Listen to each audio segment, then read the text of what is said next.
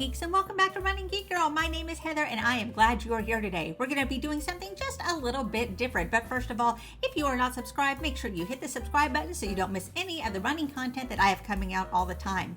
Today we are going to be taking a dive into the r/running subreddit. Now, if you are not a regular Reddit user, you may not know that there are a ton of subreddits that are dedicated to different aspects of running lifestyle, running, ultra running, marathon running playlists, all kinds of different things that you can imagine. There's a subreddit for everything. But today we're going to be taking a look just at the general r/running subreddit. I'm going to have a link down below so that you can visit the subreddit if you have not had a chance to do so yet. But we're going to be taking a look at some of the current top posts in that subreddit. So let's go ahead and dive in.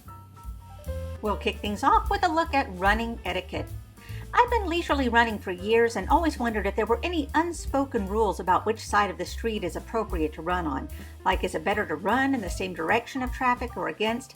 Also, what about how to greet fellow runners? Like, is it expected or rude if you don't? Side note, I sure do wish there was a runner's sign/wave, kind of how keep drivers have their own little sign. Always face oncoming traffic in the road. On trails, run in the same direction as car traffic, e.g. if you drive on the left in your country, keep to the right on trails. Where I live, runners don't usually greet each other, but you could smile and nod.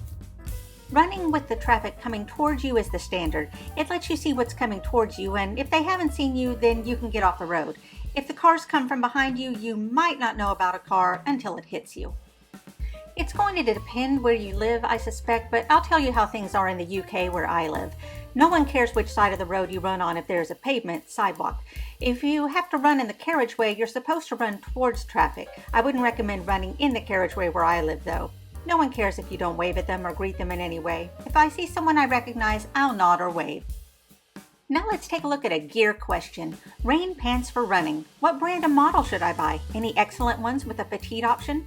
Looking to replace my Gore-Tex pants for running. I need some that are totally waterproof. Also, I need petite size for short legs. Woman. What brand or model is best? Taking a look at some of the answers, anything that holds water out will also hold moisture in. In my experience, Gore-Tex is great for mostly sedentary activities in the rain. I love it for duck hunting, fishing from a boat, football games, etc. However, if I plan to be active, my go-to is Smart Wool. It does get wet, but I stay warm, which is the real goal. It's also lightweight and comfortable for long runs.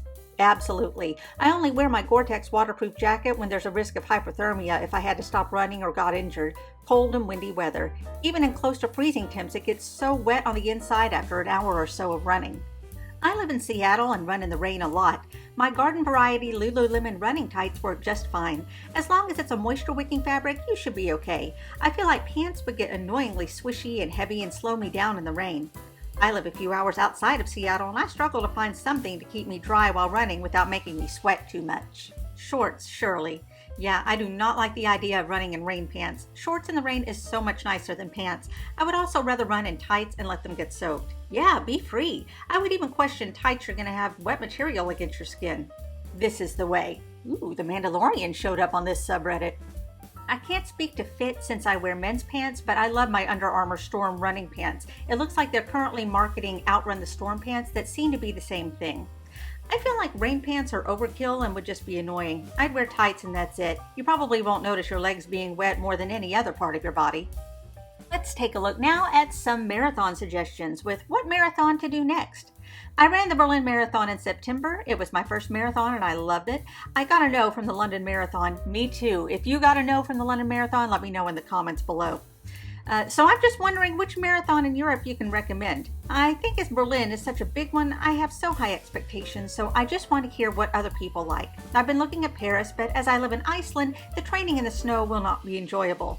I think I'm just looking for a marathon with not necessarily massive crowd, but I'd prefer not to run half the course without any support.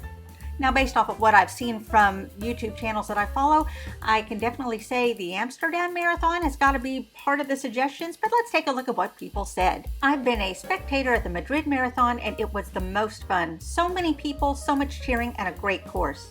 Edinburgh and Brighton are fantastic. I've heard great things about Madrid too. Brighton will be changing its route to avoid the power station at mile 20, so hopefully it will be even better. Amsterdam was great this year. New York City, it's close to Iceland. Do you consider a 5-hour flight as close? Athens Marathon, of course, the authentic. But this year's entries, I believe, are closed. Check it out and prepare for next year. You forgot to mention the cheap entry fee. I think I paid 45 or 55 euro this year. Yeah, it's a non-profit event after all and has pressure to keep prices low compared to other international marathons. Now let's take a look at a training question. Users of Run Walk training. Any experienced runners here that have used Run Walk successfully? Anything to share? I've considered it but not sure if it's right for me. I'm a 45-kilometer-a-week runner that isn't young anymore. I've been very consistent the last 2 years for the first time. Less than average runner, but have been getting new PBs every race. Half marathon is my preferred race. I know I have to increase my mileage, and Run Walk sounds like a good idea to lessen injury chances. One of the questions I had is how to pace. Use your regular pace before and after a walk, or have a faster pace because you're rested. I read how people improve their race times, but I can't see how currently my pace time is very consistent over my negative split races. Appreciate any feedback. Let's take a look at what people have suggested. Hi there. Do you have any Garmin watch or similar? I'm just beginner, 47 years old, but enjoy my runs. Phoenix 6 Sapphire and using daily suggestions. It's based on your quality of sleep, stress, training progress, etc. For me, it was really motivating to move my ass in lazy days. Plus, when you see how numbers change, you want to go run better, smarter. Still a lot to learn about myself and improve a lot, but I think it's a great point to start. Of course, mindset first, knowledge, etc. I remember 3K was hard for me. Now almost every time now I can run 5, 7, or 10K, so I can see progress in about even 7 to 8 months. Take care and good luck, Tom. P.S. It depends on where you're training, flat or hills area. I would change to heart rate. I wouldn't bother about pace much. Best way to use chest strap to be more accurate what you're doing, but it's me. Garmin and Whoop. Definitely a Garmin fanboy. I lean towards heart rate training. Faster stuff, I use pace. I try a bunch of different online training plans, currently trying out 80-20 training. My marathon best was in the middle of an ultra. I can run faster when I walk some, but I walk really fast. Don't think of walking as recovery time and work on getting better at it. Run walk is better for your joints and it burns more calories. Try doing 5-to-1 right from the beginning and really try to walk as fast as you can, but run walk is personal and you'll have to figure it out on your own. I PR'd my 5K and 10K by a couple of minutes in the middle of 800s that I did slow jog of 2 minutes between. I didn't know that was a thing. Running on softer surfaces massively decreases injury risk. Not always practical, but if there are grassy patches along the side of the paths or roads you run on those. Run on trails as the ground will be a little softer. Run on mud in forests. Will require you to slow down a bit as anything but the hard ground will take more effort to use the same speed, but will use some more muscles and go easier on your joints. Also, no doubt, some better views and scenes, etc. As long as you're using good form and increase mileage gradually, unless you're injury prone, there's no reason to suspect you would get injured from increasing mileage. Give it a go, and if you suspect you're on the verge of injury, just back off a bit. And finally, let's take a look at an ultra running question. Marathon to 50K progression. I'm running my first marathon this weekend and I believe the training was too much for me. Once I complete this race, I think I will probably reduce my volume and stick to halves, but before I do, I want to try to take advantage of the momentum I built and knock out a 50K trail race. We have one locally on the 7th of January, which is 10 weeks post Marine Corps Marathon. I will probably need next week to recover, so that gives me 9 weeks of training. How would you structure that? I used Hal Higdon's Novice 1 for this prep. Would I just repeat the last half of that program, basically 6 weeks of build-up and 3 weeks taper? Would you suggest something else? Thank you kindly for any advice y'all might have. This is a little sketchy if the marathon training itself was not really okay. If it was really too much, meaning you were underprepared for the marathon and or flirting with injury during training, then you have some catching up to do before you start thinking about the training for a longer race. Very generally, if you're doing 80 kilometers weeks regularly in the lead up to a 50K, then you should be well prepared if you are training with similar terrain and elevation change to the race course. It's absolutely possible on less volume and with less course-specific work, but it will be more of a struggle, and at some point you're just walking into a day of suffering capped off by a DNF, or a nice long walk if the cutoffs are generous. So in terms of structuring, I'd first be looking at training routes most similar to the course.